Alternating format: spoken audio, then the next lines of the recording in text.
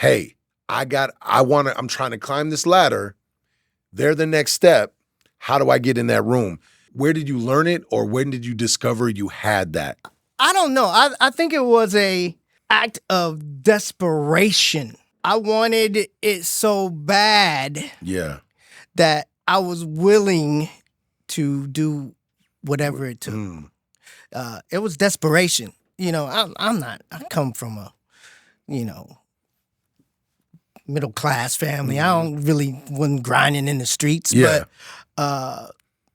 I knew that you had to grind sometimes to get what you wanted, and that's what motivated me, was the hunger. I always felt that I was good enough, but I just didn't have the right resources, and I was willing to do what I needed to do to get what I had to go. Shit, I'm about to go wait in this place when you dropping the bass in. The beat is like the streets of awaken. I'm making to break my foot off of somebody's ass. I'm waiting for someone to say my name so I can annihilate them. Okay, then everyone was screaming the rape when I was kicking at the gate till it caved in. Belly scraping by, but now I'm paid. Look at the paper I raked and I'm caking like Jay-Z and Drake. And I hate when people say that I ain't killing shit. The game is my playpen. I punch you in the face and end up breaking your break bands. I'm far from Hollywood. I'm posted up at the Daisy. Even though the industry say I'm the latest sensation. Drop the song at the board show. Becoming complacent. Mama saw me on TV with just a bum in the basement. You were Captain Save a whole year. You Control You podcast. You already know how we do.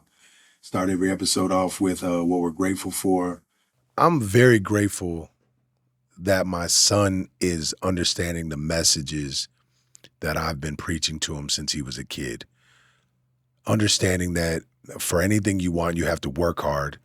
And just because you work hard at it and you give everything you have doesn't mean you're going to get the outcome you want. Watching him win his first match this weekend and then lose his second one, and seeing him just deflated because he really wanted to win first place in this tournament, and watch him be upset and sad and tell him, look, you got 5 minutes, go shed some tears, yell it out, do whatever you got to do, but then come back and be ready to go because you're going to have another match. And he went and did what he had to do, and he came back and stuck that kid in the third round. We were hyped. And I'm grateful for his coaches, because I know I didn't do it during football season, but for some reason in wrestling season, I do it so much. I wrestled and I coach fighters that do a lot, and we do a lot of grappling. And I'm that parent that's like basically on the sideline yelling at my son to do this move, to do this. I shut up for a second and let the coaches coach, but they just let me do my thing, because usually what I'm calling is right. And yeah, he got the dub. So, and regardless if he got the dub or not, I was still proud of him, but very grateful for that. I'm here with Mr. Greg Doby, a.k.a. Jinx. Hey. You know how we do. Platinum producers, produced for Bone Thugs and Harmony, Run DMC, Lloyd Banks, countless others. Everybody, if there was a time, and I mean, I would still say it stands now. There was a time if you were an up-and-coming Madison artist or trying to do something, if you didn't have a beat by Jinx, you weren't doing something right. Man, welcome to the show. Thank you for joining us today. Thank you. I'm happy to be here, man. Man, and what are you grateful for? Man, I am so grateful. I'm first of all grateful for health, because man, I had a scare during COVID. Like I almost didn't make it. Oh wait. So I'm definitely grateful for health. I'm grateful for family. There are some friends, parents that passed away. Some friends, and I'm grateful that I still have my family still alive and intact, and everybody in my family is healthy and doing well. Everybody's doing well, man. Yeah, man. That's always a blessing. Yeah. So let me share this. I don't know if I've known you for so long now. I don't know if I've ever told you this. So when I first moved to Madison, actually I was driving about close to 90 minutes to go to school at Madison. To go to school at Madison Media Institute. Now the first time I toured that place, right? They couldn't stop talking about you. You were everything to them. And that's how they sold me. They were like, because I was like, man, I want to be a producer. I want to do this. I was DJing and I was like mixing instrumentals and acapellas. I'm like, yeah, this seems like a good route. Right? This seems like this is natural progression here. And it was when I went to the school, they had one of your CDs, and actually, I think it was the Lloyd Banks CD. I think it was right after the placement hit. I'm pretty sure it was right after the placement hit. And I was like, yeah, this is it. And then I ended up moving to Madison and then getting to meet you. And it was like, whoa, this is cool. And now I learned real quick, once I started messing with the different things that I didn't want to be a producer. Once I had to start working with the SSL boards and the TTI chords, I'm like, Logic, I got an A, but in Pro Tools I did okay. I'm like, but once I got in touch with the music business, I was like, oh no, this is like selling merchandise on the street times. Yes, I like the business side better. Yeah. Let's go that route. So what was it like early on for you to know you wanted to be a producer, but especially in this city and especially in this area, you didn't have anybody you could piggyback off. There was nothing to look at and say, yeah, I'm gonna follow this blueprint. I'm gonna do this. You helped create this blueprint for someone like a DJ Payne One and for Victory and for the countless others that came after. So what was that like? So the story, I wanted to be an R&B artist. I wanted to sing. I had an R&B group. Okay. You know what I mean? I didn't know that. Real to real. So out of high school, maybe a couple of years out of high school, I ain't going to give the year, somewhere in the 90s. Atlanta. We're all close to the same age. Yeah, I think. Atlanta was booming. And, I knew I wasn't going to make it as an R&B artist in Madison. So me and my group, we moved to Atlanta. I took up some, and that was during the Olympic time, so that'll put a picture. So when y'all think about when the Olympics was in Atlanta, that'll give you some context of when that was.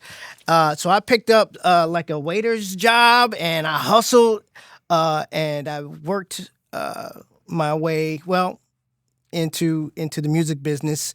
Salt and Pepper came into my restaurant one day, and the manager was like, don't nobody go over there, y'all stay away, I'll handle it. And so I'll let them do it. And as soon as they got up and walked out the door, I said, excuse me. I ran out and I was like, look, can I bring y'all some lunch?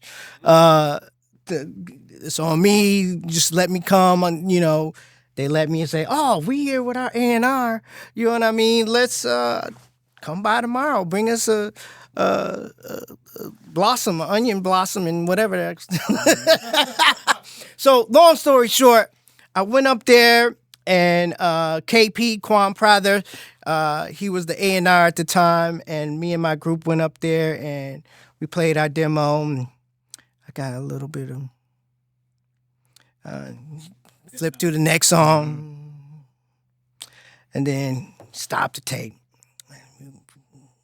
He was like, well, it's dope, but I need you to sound like this. And he put in the tape. That's another suggestion to tell you. He put in the tape. They don't know about the cassette tape. They don't know about the cassette tape. And he says, we are looking for artists like this. And he plays. And it's this young kid. And he said, this is our new artist, Usher. And, and we need, we need a sound like this. Yeah. So, unfortunately, y'all not cutting it on the vocal side like Usher, but whoever did your production, he's dope. Who did your production? I was like, I did the production. Rose is like, that's me. That's me. Ever since, I've been a producer. So wait a minute. I just want to go back on a few things. Yeah. I just want to go back on a few things. Yeah. Yeah. So it's something that I try not to sound like the old man in rooms sometimes. Uh-huh. But it's always telling the younger generation, whether it's fighters, whether it's rappers, Yeah. producers, DJs, whoever I'm in the room with speaking and being blessed to speak to them, it's like you guys, you have to learn to drop the ego and go be willing to grind. And you mentioned a couple You gotta things. grind. You mentioned a couple things. You were a waiter. You offered to bring food, Mm-hmm. right?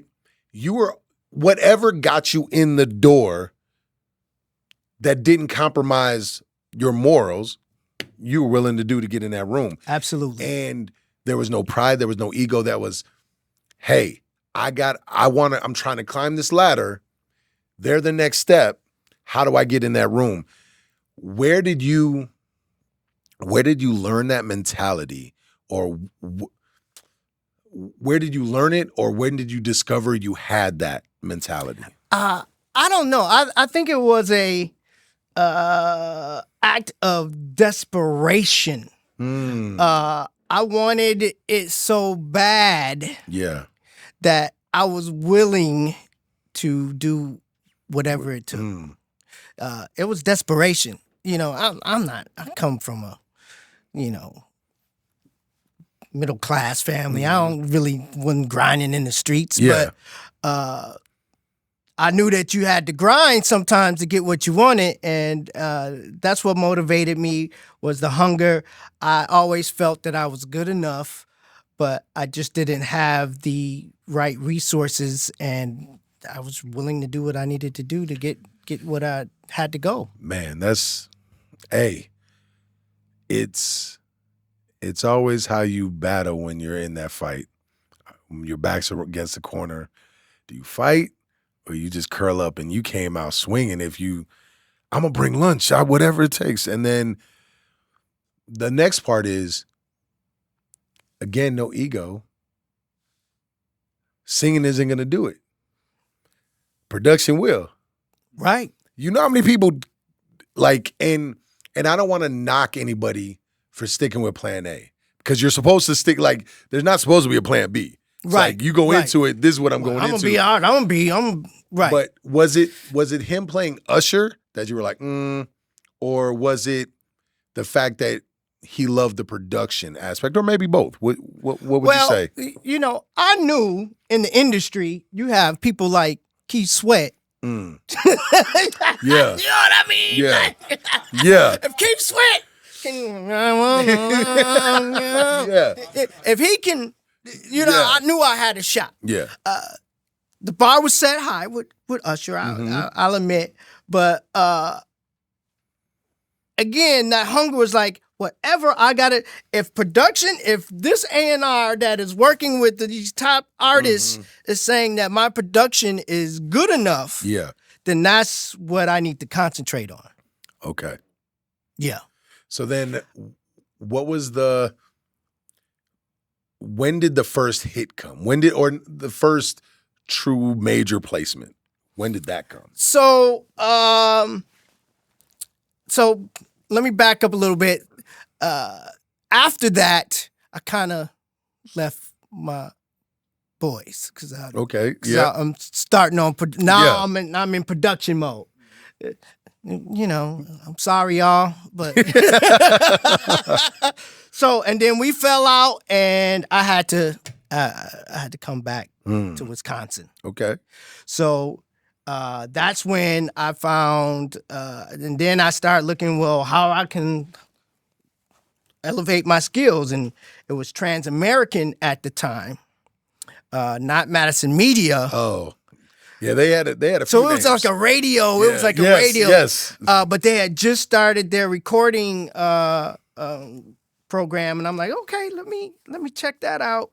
And then like a year later, they turned into Madison Media. So I kind of started in school with that, and then I was like, well, I think I'm gonna do my own studio. Mm-hmm. And then things just started building. I started the first record label here in the city, Regime Records, and from that, I think Bone Thugs had a show that they had to do in Madison, but they had to record something, and I was the only hip hop Yeah. studio. So Yeah. they called me like, hey, can we use the studio? And so that began the relationship with them. And then I started to do a lot of records with actually just Busy, because Busy was trying Doing to his own thing, doing yep. his own thing. So I just did a lot of stuff with Busy. I got a lot of hidden gems that I can't release, but and so that kind of started the whole thing with Busy, and then the first release, kind of big release, was Double R presents Busy Bone. Yeah. Man. Again, what was the driving force? Because you're speaking about this, right? And I don't get to say this very often. When I came into Madison and I started doing things, I at least had blueprints to look at. Yeah. Whether it was in Madison, whether it was outside of Madison, it was just a different time. And social media was just kind of starting, and it was like starting to build. Like MySpace. MySpace was around like now. Yeah, exactly. So it was like,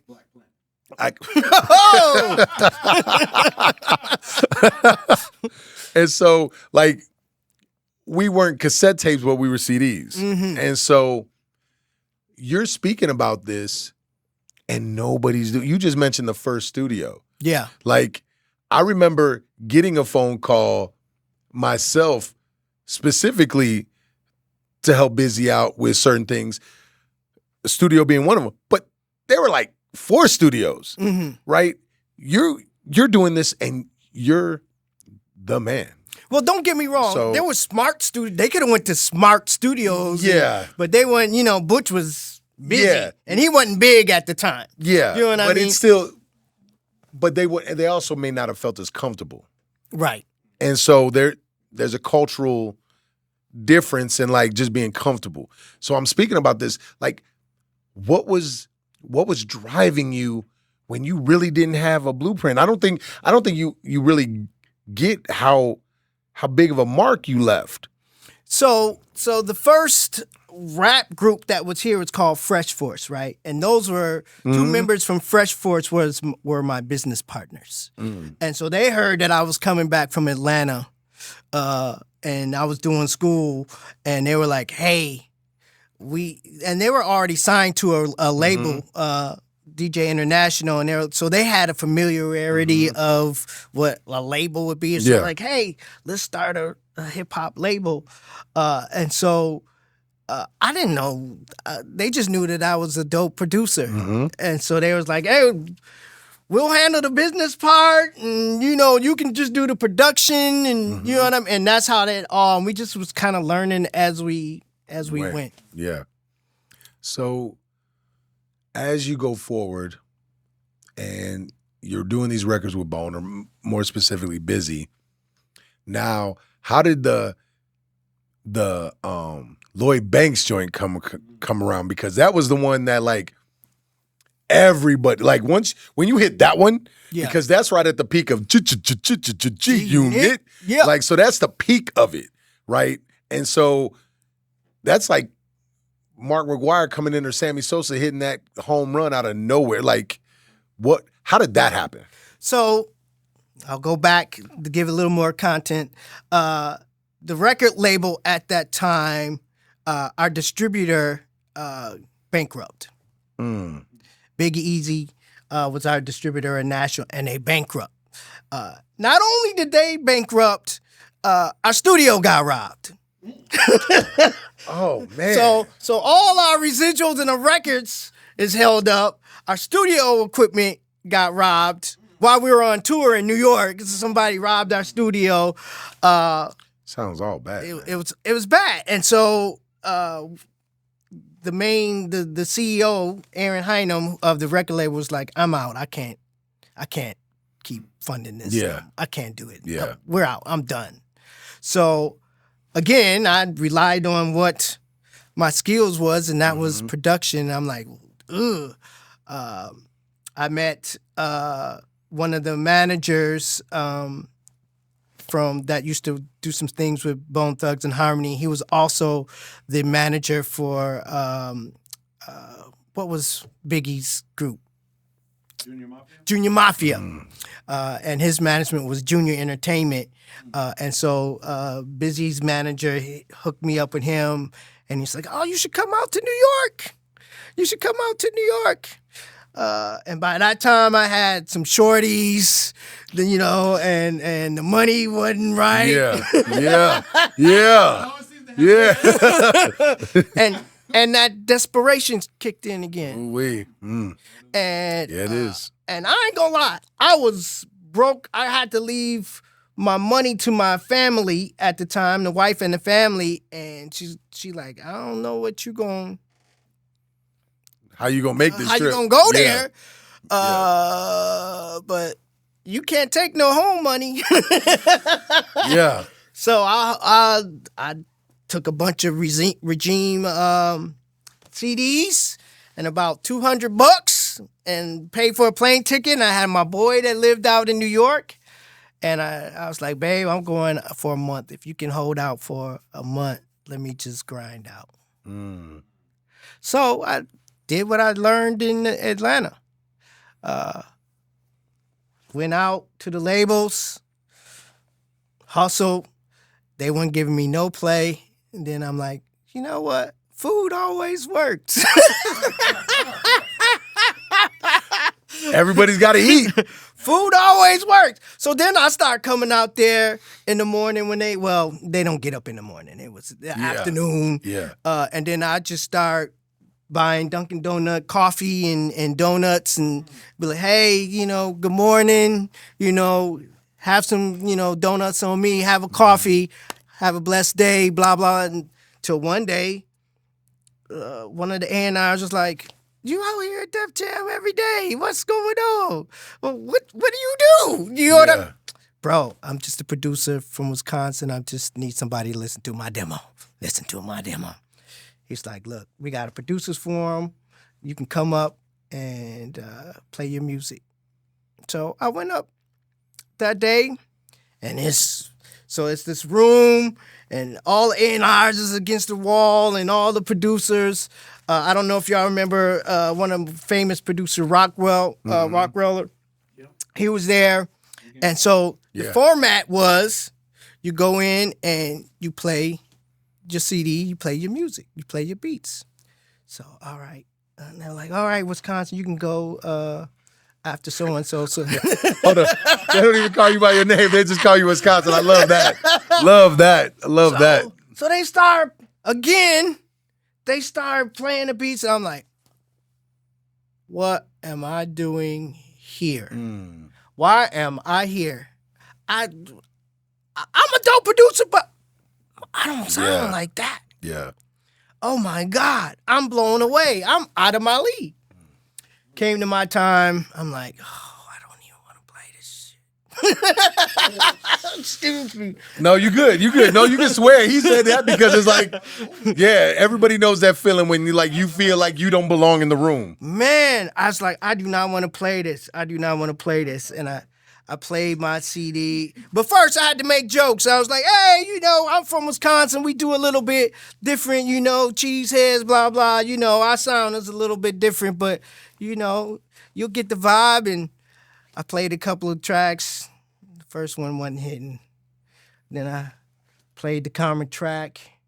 And it was like, oh, I started seeing some hands popping. And then I seen a few over there whispering. And then after that, a couple of, "Hey, you need to." Yeah. So they, you know, I talked to the A&R afterwards, and he was like, "Oh, you need to talk to my guy, Mark Smilo. He's he's shopping for G Unit right now." And I was like, "Mark Smilo? That's the same guy that my Busy Bone and them hooked me up with." And so I called Mark. I'm like, "Mark, I just went to this producer forum. They played me this track." He's like, "You didn't play me the track first?" So I gave him the beat CD, and I said, "It's number whatever," and he plays. Oh my God, I'm taking this right to the G Unit.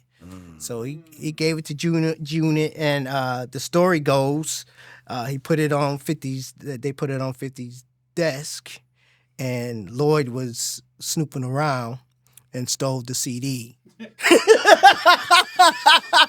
Man. He stole the CD, and next thing you know, Karma is on his album. Yeah. That was a dope album, though. Like, and the thing is, like, Lloyd can really spit. So, like, he's one of those spitters. So, Yeah. man, that's dope. And the good thing though, I was the last song on the album. They were desperate. You know what I mean? And so and I had the privilege to kind of negotiate some things because the first contract was Boo Boo. oh well, the second contract was Boo Boo too, but I took it. So what was? Oh man, desperation really is the word because, and I've been searching for a different word because desperation just sounds desperate. I know that doesn't make sense, but it like each time it sounds like, well, if this doesn't work, I'm gonna have to give it up. I'm gonna have to stop. That's exactly how I was feeling.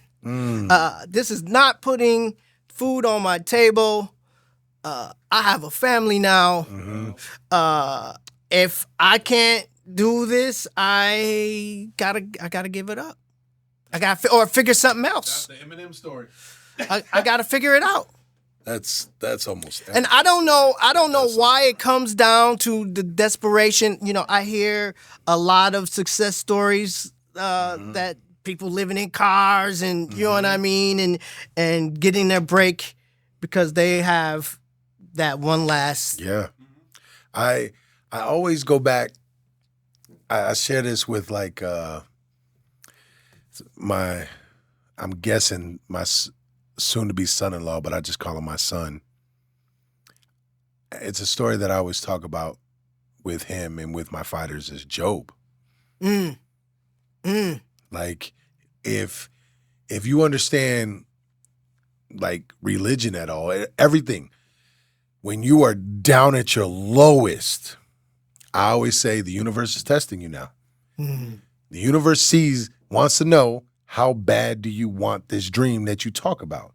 Are they just words? Or are you willing to do whatever it takes to get there? And like it always comes back to Job to me. And so when you're talking about it twice, and we're not even like, that's just what, a quarter of your life so far? Like not to what you hope you get to. And the reason why Corey is making sound effects and why I'm like over here just amazed is because we know what it's like especially when you have kids. Yeah. When you have a wife. Yeah. And you see everything piling up and the money's not, and like they can support you, but you know, it's like we're a man. Bro. It's our job. Like it's our job to provide. It's our job to put money on the table, put food on the table, and not just that, but provide the security that you don't got to stress. Right. You can't take money out this house, but so if you want to get over there and then hold it down for a month, that's literally no time left on the shot clock. I'm throwing it up. And I'm like, I'm gonna see if all these practice shots, it doesn't work. And so, like, it's so amazing to hear that. And I think it was a lot of my hunger that they saw too. You know what I mean? It wasn't that the talent. I just happened to have a track but it was more of the hunger. Yeah. They saw. Again, the pride and ego go, I'm gonna show up every day and I'm gonna bring something that I know they want. It's funny because you talk about food anytime someone would ask me, hey, how do I link up with DJ Payne 1? I'm like, have you asked him to take him to lunch? I'm like, my brother likes to eat. Like, who don't like to eat? Yeah, exactly. And I'm like, just ask him for a sit down and offer to pay for a meal. And like, you'll be surprised that'll get you at least in the door. I can't guarantee he's going to work with you. I can't guarantee what, but it'll get you in the door, and at least he's going to look at you differently. Even in the corporate world. Yeah. Like, let me take you out to lunch. Yes. Yeah. A coffee, something. It's everything. The first time Corey linked up with me, he took me and Fusion out to a dinner. Yes. And it was like, I'm not going to say no to that. It's like, and he came with a notebook, ready to take notes. I was like, oh, we eating and we talking music business? I can do this all day. Like, let's go. And so, like, it's just amazing. And I think that's a message that, as you said, applies to the corporate world, to music, to anything. Let go of the ego, have the pride in yourself, and just show up every day. And like, that person didn't have to ask you, hey, what do you do? You're just showing up every day. You are in their face every day. Yeah. You gonna say something to me because I'm gonna be here. I'm gonna be here every day, looking you in your eye, giving you these donuts and coffee. Someone's gonna say something. Yeah. That's belief. That's perseverance. Confidence in yourself, even when it probably was shaky at times during that time. And hunger. Bro, my younger self is speaking to me right now. There are some things that I want to accomplish. There's some bigger goals. And just listening to myself and my younger self, I need to be more hungry. I think if I want whatever that is, I need to be more hungry. I done got comfortable. You know? We've been had that. Yeah, we I will say, like, I feel you. So when I first moved to Madison, I sold my house. Mm-hmm. I only got to be during that time I was with my daughter every other week because me and her mom just split. I was staying on my guy's couch when I first moved to Madison, just so I could save money to invest it into all the music business things I was doing and make sure that my daughter was okay. Right. So all my money was going into something, and I'm like, I'm gonna sleep on this couch. Once I cracked and music started paying bills, I didn't realize that I wasn't hungry again until I bought my gym. And then I was like, oh, this is hunger again. I'm like, I can't rely on music to pay the bills no more because I'm not out here doing it like that anymore. Right. I'm putting all my money in the gym, and the gym can't even pay for itself yet. I'm like, oh, this is a different grind. And it's funny because we talked about this during COVID. Went through a divorce, sleeping at my gym, not knowing if I'm gonna keep my gym. Can't have people in, like, what's gonna happen with COVID? Built it all back up, and I got real comfortable until I got this building. And then I'm like, I'm nervous again.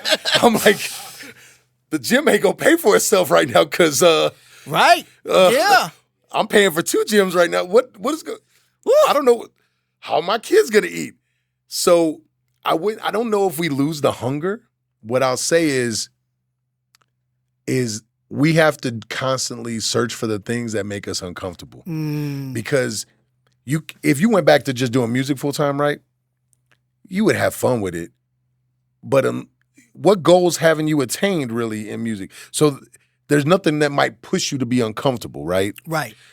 Some of the things you mentioned, I'm not going to say it because I don't know if you're ready to say it, but some of the things you mentioned before, that sounds like it might be big enough to scare and make you I'm out of my comfortable. I'm out of my comfort zone. That will make you hungry in itself.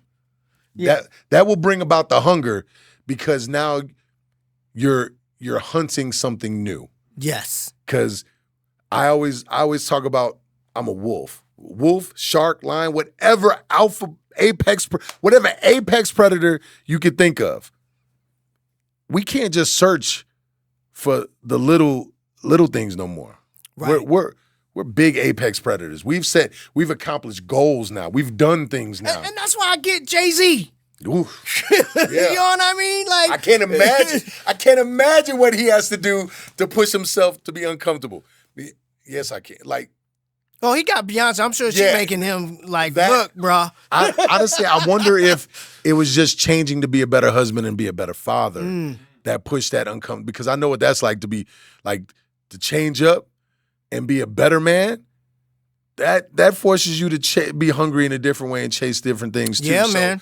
But yeah, I can't imagine, like, business-wise, what is he possibly, like, he's looking for the next billion.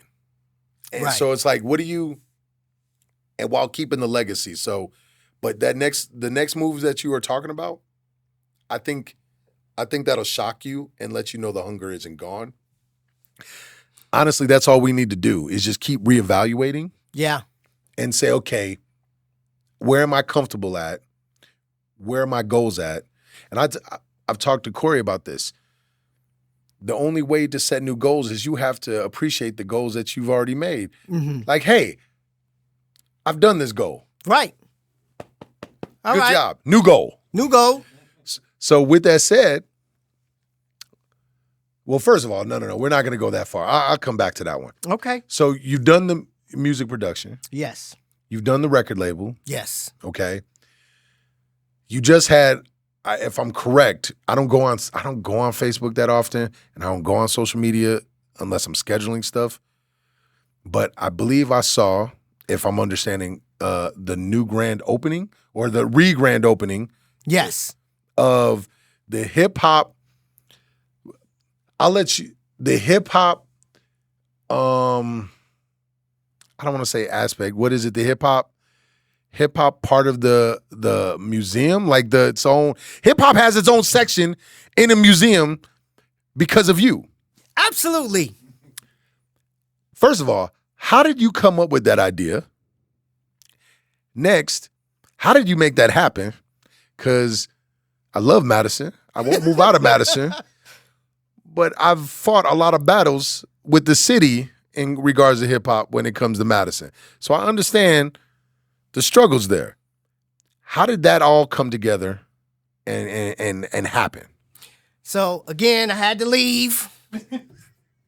I had to leave Madison because I just felt like it wasn't.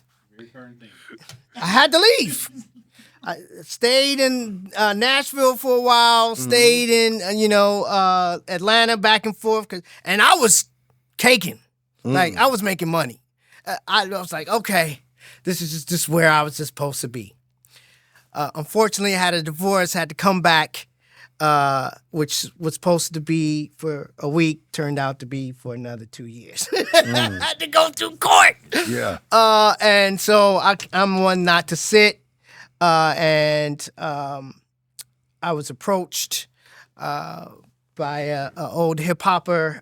His name was Arthur Richardson. He goes now by the name of Minku Matt. And he was like, man, I had this vision about doing a documentary about Wisconsin hip hop. And I was like, really? I thought about that. Let's do it. Yeah.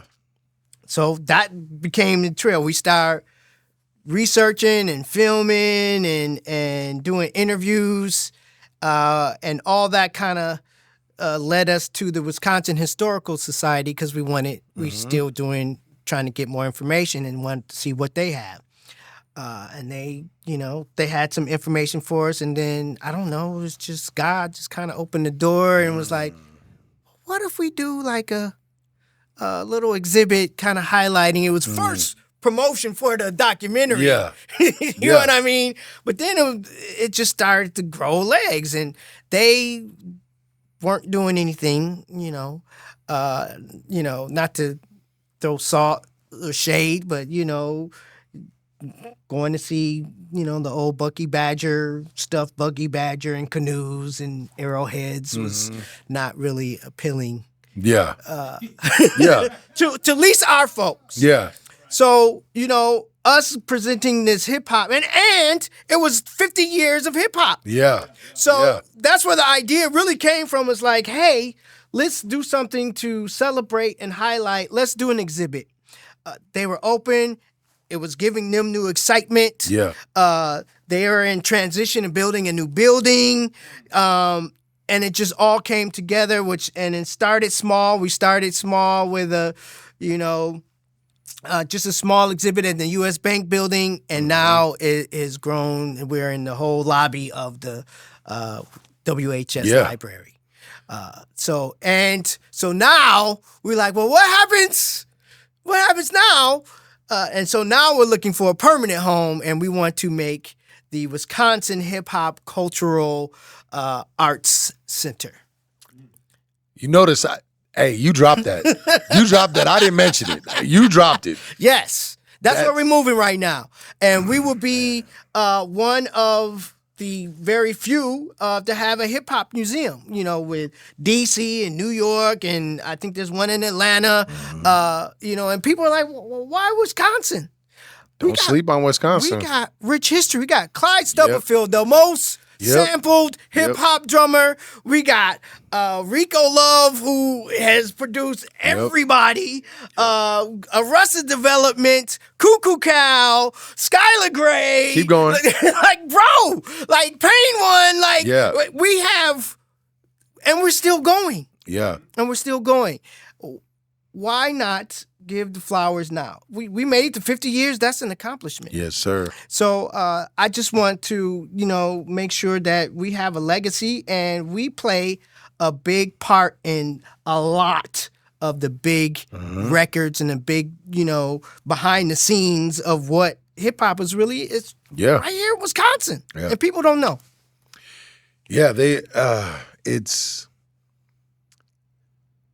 I don't know why people, that's a lie, I do know.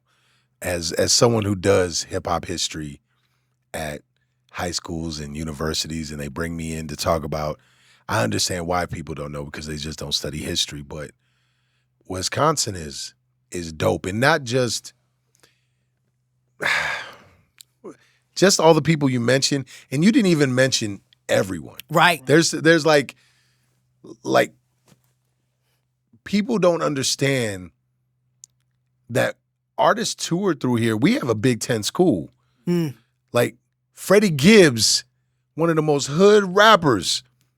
I don't know if Freddie Gibbs pops the way he pops if he doesn't lock down UW Madison the way he did, and he gets all the frat houses, because then he could travel to Minnesota and it travels. Like everybody, if you want to make it, you travel through the Big Ten schools and you hit those markets. And there's a reason why a lot of these artists and rappers and R&B artists will come through this way, through Wisconsin, because we have the schools, we have the ability to help develop a fan base, and we have our own artists that have done great things. Not even that, not to cut you off, but we got Summerfest. Yes. Do you know that Summerfest is the biggest festival that we bring artistry to Wisconsin. Yeah.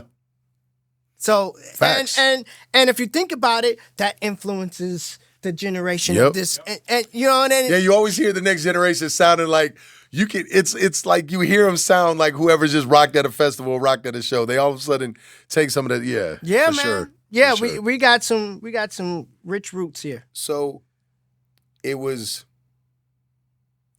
I got hyped when I seen that you were doing that, and it was. What I wasn't a fan of is seeing the negativity that came about, because it just didn't make logical sense to me, because I wasn't born in Wisconsin. I was raised outside of Chicago. I didn't come to Madison until 2008. Now, Madison is home. My kids have graduated schools or my daughter's graduated high school in Dane County. My son is gonna graduate in Dane County. So it's like, this is home. I'm not moving anywhere else. Like it's good.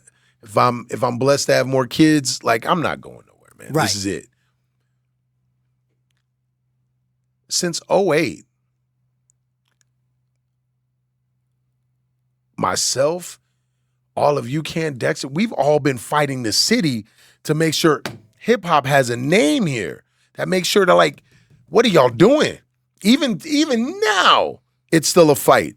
And for you to be able to, you and Arthur, and first of all, let me shout out Arthur, because Minku now. Minku,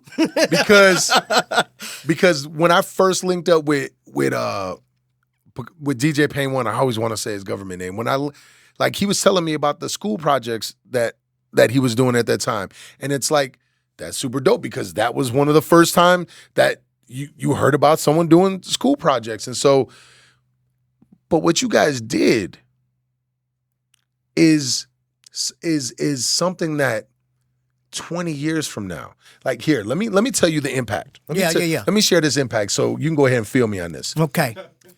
Corey, oldest son, 17? 17, right? In 10 years, 10, maybe 15, we'll see. Hopefully his son will be married and have a child. Yes. Right?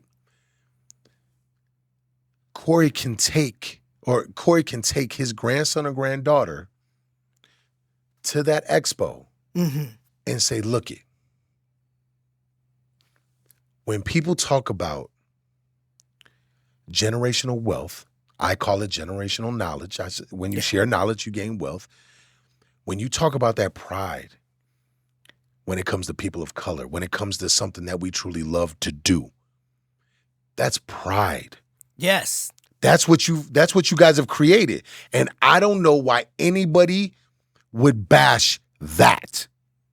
That makes no sense to me. They weren't included, that's why. Homie, okay, let me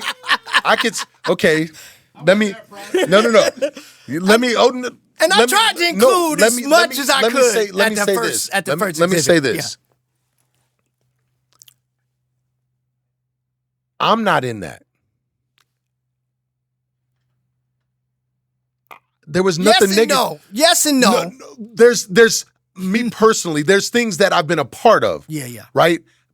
But nevertheless, it would still message you, congratulations, that's super dope. It was, and the first thing you said, I got you on the second one. I wasn't even worried about that. What I love the most is that it's there. Do I not think I should be in there? Of course. Yes.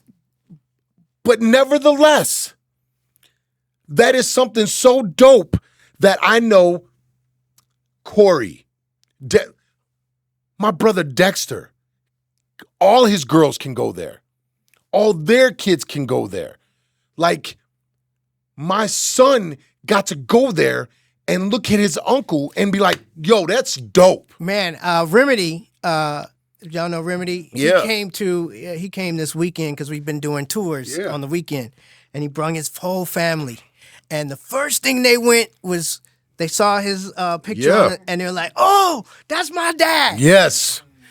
And then that kind of excited them, and then they went around the whole thing, and then they learned about what a cassette was and a Walkman was, and then they got to scratch on the turntable, and then they got to write on the graffiti wall, and they didn't want to leave. They had such a good time. That's what you guys created. If anything else, that's what you guys did, and that's why there's so much I can highlight. To me, as a father, and being able to look at my brothers and look at the people I'm close to and say, and just think about that. Like, there's no money in the world that can give that feeling, that pride of what you just described that he went through. Yeah. When your kids look at that. Absolutely. You see what I'm saying? Yeah. When your grandkids, when you're no longer here, that's a legacy. It's there. And it's something dear to my heart. I love the scene now, and just doing this, I'm like, wow, I helped create this, but it is so much, there's so much richness in, like you said, it's definitely a legacy here that I am glad to be a part of, and I want to include everyone. But what they have to understand is it's a budget, and they only give you so much money. Yeah, it's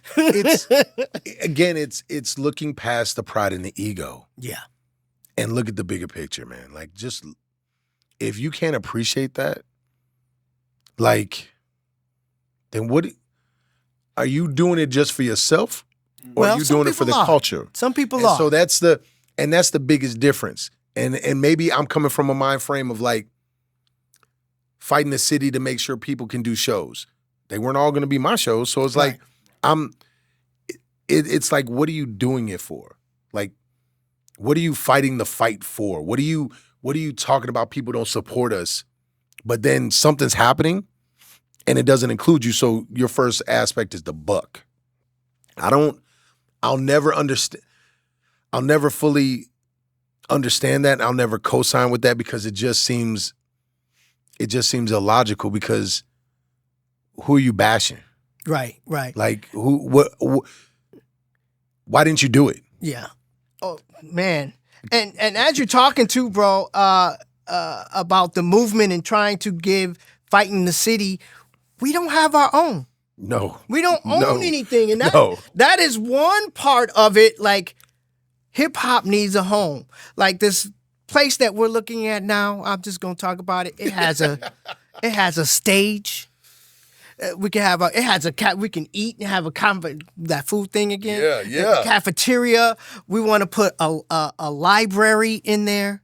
There's rooms for offices and a youth center where the kids can learn how to DJ and produce and film, and there's all of this richness, and they get the museum, and we're also thinking about doing a Hall of Fame for it's hip hop, but we're talking about doing a Hall of Fame for Wisconsin so everyone can have some kind of inclusivity.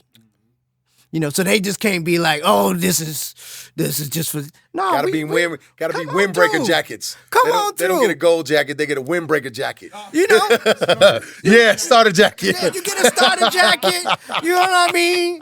And then there's because there's things like Butch Vig and all. They need recognition. They're putting the city on the map. You got the Otis Redding. Like, how come there's no monument for Otis Redding? They want to make Madison a music city. You're not even honoring the music that is here. I don't even know about Otis. What? He died in Monona. Otis Redding died. Wait, you don't know who he is? Or you don't? Okay. I was like, okay, wait a minute. Yeah, but he died in the Monona, Lake Monona. There should be a monument for his memorial here. Yeah. Do you think about Tennessee, right? They glamorify Dolly and all the country. You think about Atlanta as hip hop. You think about all of where you want to make this a music city. You need to elevate the people that make it. That sounds like a familiar conversation in this building. Sounds like a real familiar. That sounds like a real conversation. I mean, just the simple things like, really, how come there's no Otis Redding? What they do, I'm sorry, they do. They got a little plaque on Monona Terrace that says Otis Redding died here. From 19 to, you know what I mean? Like, I've been to Monona Terrace, haven't seen it. We should have some kind of monument for Clyde Stubblefield. You know what I mean? Yeah. Let's start with the OGs. Yeah. You know what I mean? And then we could have. I'm selling all the ideas, but you're already in motion in it. You could have people come here as a tourist. They can come and they can have. We can have different places where they can. Maybe collect and say, hey, Smart Studios was here, and there'll be something with Smart Studios. You know what I mean? Like, we can make Madison a music city. And you know what they don't recognize? They don't recognize that hip-hop and urban music is the genre that is pushing Wisconsin. That's it ain't rock. It ain't country. You want to know what music is driving Wisconsin? It is hip hop and urban music. Yeah, we've been Mm-hmm. And they why can't they see that? I don't understand why. Where's the blockage? Yeah, I don't know the easy answer for that one because that's a conversation that we've had, and so it's like. It's the lack of knowledge and understanding still. So I'm not going to say full out ignorance. because I think that might be too much to the extreme. But it's definitely still a lack of knowledge, which is like teetering on ignorance. But then also,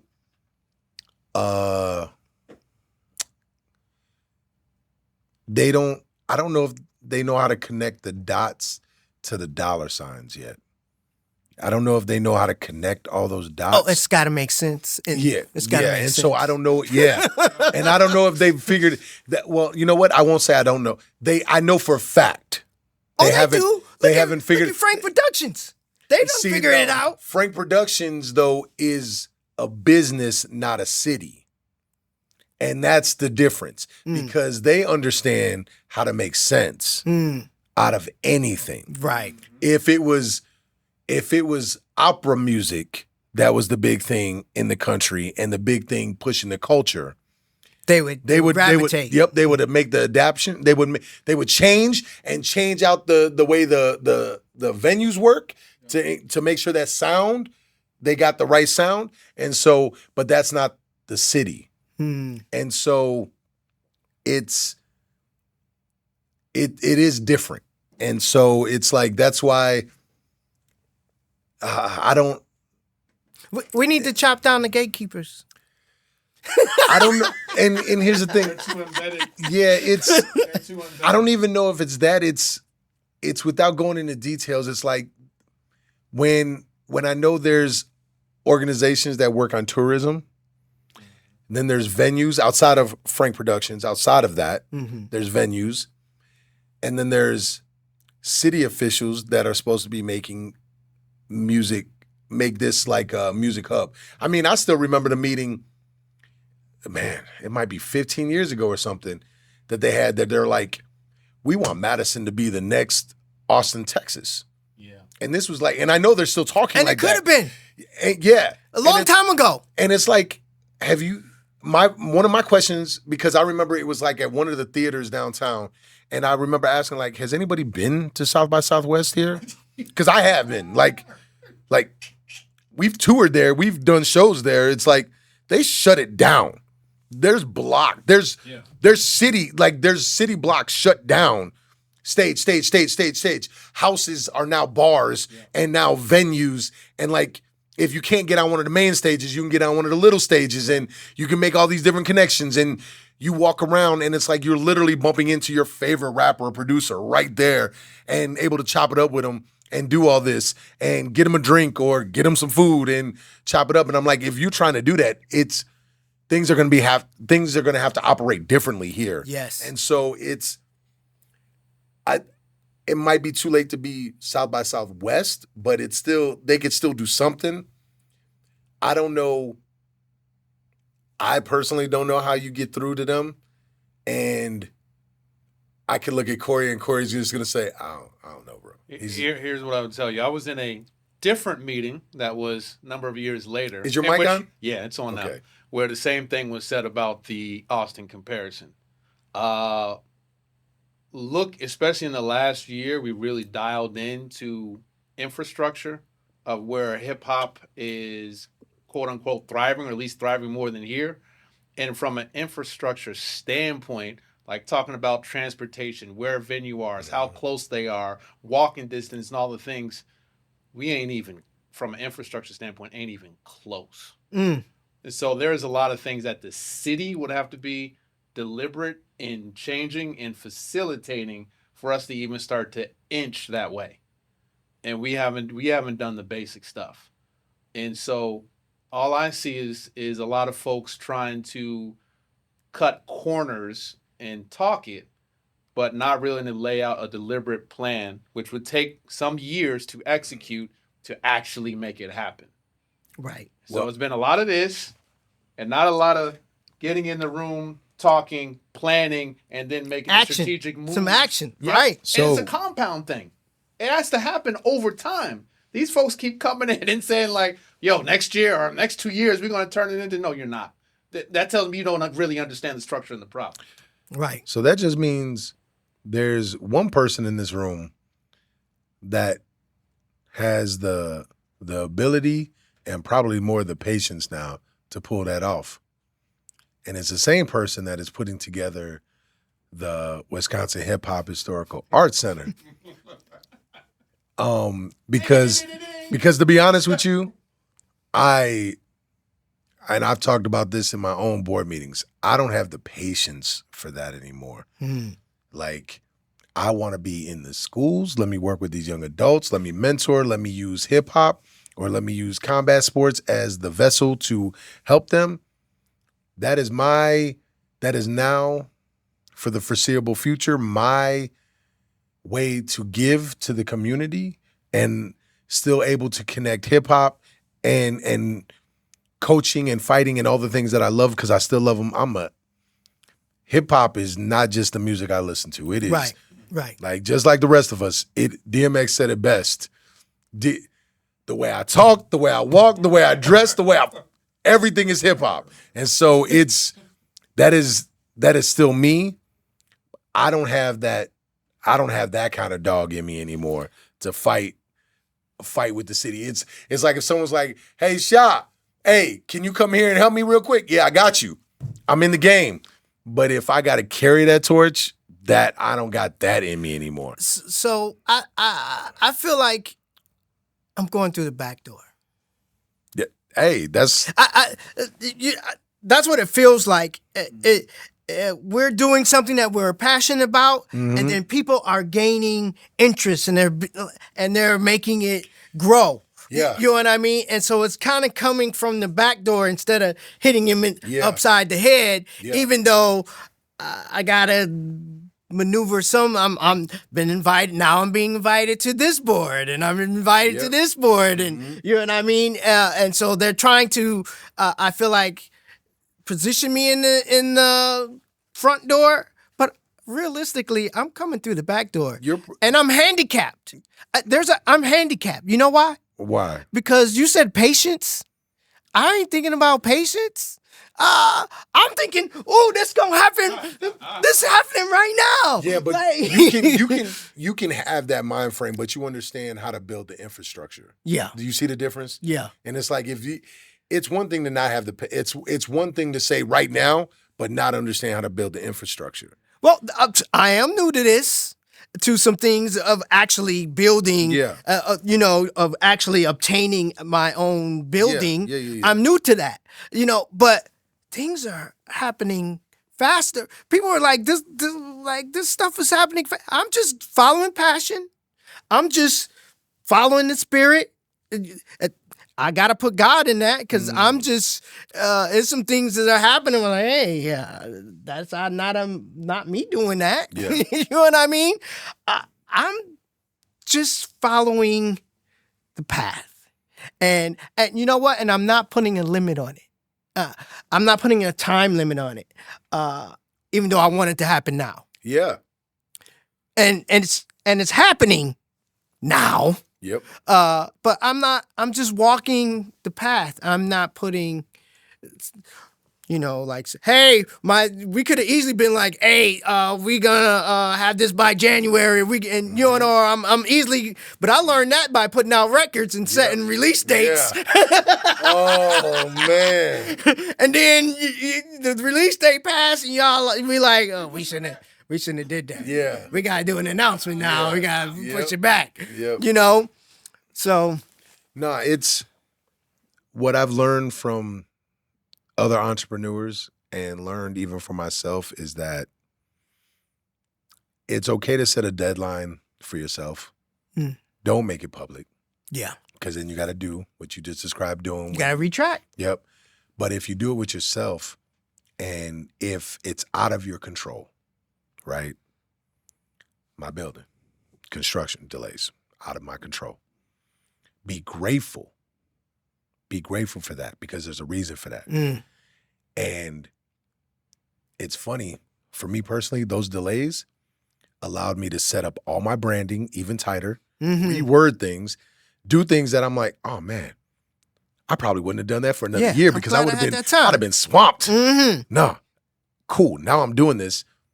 Even becoming, it gave me more time to do some things on the coaching end that I thought I wasn't going to get to. And it's like, oh, I tightened this up a little bit. Oh, okay. it's a blessing. And it It's lines such a up. blessing. Yeah, it's a blessing. And so I'm looking forward to that building. I'm looking forward to all those things. And you're doing what you're doing it, I believe. You say the back door. I personally wouldn't word it like that. What I see you doing is you're doing what we teach rappers and music artists to do. Stop looking for the deal and make yourself so big that the deals come to you. Yeah. And when they come to you, you get to say yay, nay, more money, please, more this. You're building it so big. Having the exhibit, big deal. On top of everything else you were doing, big deal. Now, if this building happens and the exhibit's there, really big deal. Yeah. You are putting yourself in a situation where it's like, this is what I want. This is what we're going to make happen. Fall in line. Does that make sense? Absolutely. No different than a rapper. Because once we have it, what can they say? Once we got it, hip hop's got a home now. What, you can't tell me I can't. You can't tell me. Yeah. You can't. You gonna take my liquor license? Okay, fine. We'll have some weed drinks. I know. No, we good. We good. No. Where Fusion at? Yeah. Yes. So I got one last question before we jump off here, man. And we're going to have to bring you back because this is just a dope conversation. The name of the podcast is You Control You. Yeah. And my big thing is we're in control of ourselves every day. Mm-hmm. We control the decisions that we make. We walk the path. And there's moments in our life where we weren't driving our own car and it probably wasn't going well. We weren't taking control of our lives. And so whether it was emotions, whether we were wherever, what was that moment or moments where you're like, yo, I got to take the steering wheel. I need to take control of my own life. I need to change some things up here in order to make the things happen. Well, I talked a little bit about the divorce. I went through a divorce and I pretty much lost everything, man. Lost house, family, wife, kids. And I actually, to the point, was so depressed that I had to leave. Like I said, I had to leave, bro. And I had stayed with my sister, and I wouldn't get out of bed for days. And then it came to a point where, you start smelling yourself a little bit, and be like, man, you stink. Like, man, you're not good. Like, man, you gotta pick yourself up. And a quick story, a friend of mine from Madison, she's like, oh, you in Nashville right now. There's this music forum where songwriters get together and they create music for the weekend. I'm like, and at this point, I ain't thinking about no music. I ain't produced. I ain't picked up a beat machine. I ain't did nothing. And I'm like, I ain't going to that. She's like, well, I already paid for it. You go. What am I gonna do with these tickets? Okay, I'll go. And I started writing, got into this, and it was just all these different artists, and they started writing, they put us in the groups, and it sparked something. It gave me the spark back. And rewrote, and out of that, there were some amazing songs. And it kind of touched, touched my heart. And a lot of it was like gospel and Christian music, so it had a spiritual connotation to it. And that was kind of the first lifting I had. And then after that, I just was like, man, I'm withering. I need to do something. And I just started you have to walk. So then first thing I said, I think I'm gonna get a gym membership. And then I started working out, and then I got a little bit of abs and lost some weight. I'm like, ooh, I like that. And then, you know what I mean? I start going on dating sites and stuff. Oh, this is new. Stay off the dating site. You know, but I've getting attention from young. Oh, this is new. Not to say I want all the attention. Then I start getting back into the beats and one step at a time. But it takes you to self-reflect and know you have to be honest with yourself and say, hey, I ain't good. I ain't good. So, and then I start to evaluate my mental and start going to counseling and you know what I mean? And so it's all about now loving myself again. You know, and I'm still going through that process now. I'm in my 50s and I feel like this is a time in my life where I had some success in the past, but I feel like this is a time I'm thriving. You know what I mean? My family's healthy. You know, I'm still chasing dreams. I'm feeling, man, I used to be 250 pounds. My belly was out here, bro. You know what I mean? I'm in good shape. I done found a good woman. You know what I mean? Like, life is good. God and the spiritual part of my life is good. What I didn't tell you is I'm an artist again. I'm not just a producer. I released a track.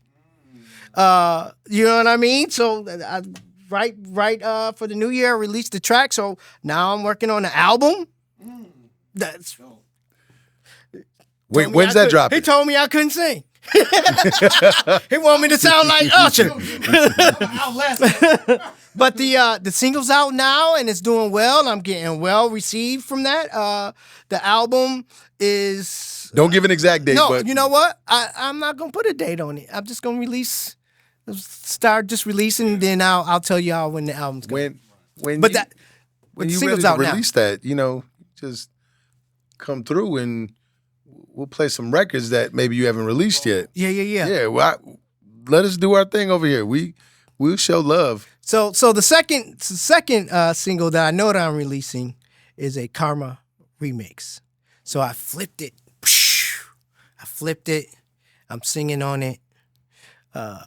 Doing a little bit of rap. I'm doing my Drake right now. Darcy and Drake. I like it. So I released my first single and I was just amazed by the response. And one of my mentors called me. He's like, bro, that's your calling. Like, that's it. Like, that's it. Like, you know what I mean? So I'm coming full circle now. Yeah. I'm coming full circle. Man, that's so dope. So all that, you know, with KP telling me, you know, we need Usher, you know, I'm still fulfilling my dream as an artist now. Yeah. I get that has always been in me, and I guess the lesson is it's never too late. No, if you got a dream, you can build it. Absolutely. That's so dope. I hear your entire story. I just hear Joe. I can't help it. Like, that's when you just talk. Like, I know what it's like to go through a divorce. That's dope. I don't know what it's like to go through a 3-year situation. I was married for 30 years, bro. Yeah, like I know what it's like to be married 11, 12. And I don't know, and our divorce was long, but not 3 years long. Yeah. And I don't know what that's like. And like, I can't even imagine the mental space. But again, to get up, and I love the description, the step-by-step. Yeah. Brother, like, I don't know if you've read Job recently. Yeah. Not recently, but I definitely know the story. Brother, like he lost everything more than once. You know what I mean? And it was a test. It was like a test. Will you believe? And my single is gospel hip hop. So that it's a Job story for real. And I'm talking about on my single the things that I went through and what is my greatest reward. It's not all the money and the fame and the plaques and all of that. Yeah. You know what I mean? Full circle. Full circle. It is a Joe moment. You're right. Look, just let me know what help I can do, like before or after that place gets open, like anything I could do. I got you. And Well, so we just need to bond together and pull in the resources. On the 28th, we're having a forum where the Hip Hop Museum is right now, and we're trying to get everybody together, and we want to talk about how we can band together, and we don't need them. that's that'll be full circle for me. We don't need them. That'll be really full circle for me, because I remember having a meeting for the Hip Hop Awards that way. Yeah. Like that, the 28th. After we get off air, I'm gonna check the calendar, and then It's a I'll Saturday. Let you know. Oh, In the afternoon oh, from 1 to 4. and my son's wrestling season's done. Yeah, I just don't need to coach MMA that day. Yeah. And we don't have that this month. This month, Black Oh History. yeah, we don't. Yeah, yeah. I'm gonna put that in my calendar. When And we get if off air, I'm not, putting it in for my those who can't make it, maybe we'll stream it. calendar. Ooh wee, Yeah, maybe we'll stream it. ooh wee. So where can everybody find you, and where can they find that single? All right, Jinx G Banger. It's kind of hard. I made the mistake of putting Jinx with G. It's not an I, but an exclamation point. So the I is Oh yeah, you upside made down. it super difficult. I made it super difficult. So when the album come out, it'll be under Jinx G Banger with a real I. But you can find it. Everything, my handles, everything is Jinx G Banger. GINXGBANGA. And bingo was the name of. There we go. Man, thank you so much for coming on here, man. We appreciate you, man. Hey, Wish you anytime. nothing but like the Anytime. best, brother. Like I was out of town for a fight. I was in Iowa. I was getting ready to coach. Yeah. I will never understand this. This just lets you know how crazy the Midwest is. So when people talk about hip hop in Madison, like, what? I coach MMA, I coach Muay Thai, I coach boxing. So Muay Thai is from Thailand, right? And the biggest North American tournament for Muay Thai is in Iowa. Okay. They have 1,000-some fighters come out there every year, and they're fighting for 4 days straight with like 4 rings set up in the ballroom. That's how crazy the Midwest is. But I remember being in the bathtub and just chilling, like trying to relax. I don't want that visual. But I look at Facebook and it's like 6 a.m, and I look at Facebook and everybody's talking, and I'm like, why is everybody upset? And I'm like, this is like the dopest thing. And I believe I was still in the bathtub when I sent you the message. Like, man, this is like whatever I said at that moment is like, that was the dopest thing. I cried. For real, I cried because it was like, to me, I cried when I seen Dre perform at the Super Bowl. I've cried at different moments when different artists have performed at different places that I know that I've seen grow from here. I cried in the bathtub because it was such a defining moment what you did with that exhibit. It was like, finally. I appreciate that. Like, finally. And it was not, for me, it was easier for me to have emotions for it in such a positive light because I didn't help set it up. I was like, Right. I got to enjoy it as a legit hip hop fan. Yeah. And to me, that was dope. And so, brother, like, keep doing things like that because regardless of what anybody else is saying and whatever their reasoning is, that's super dope to me.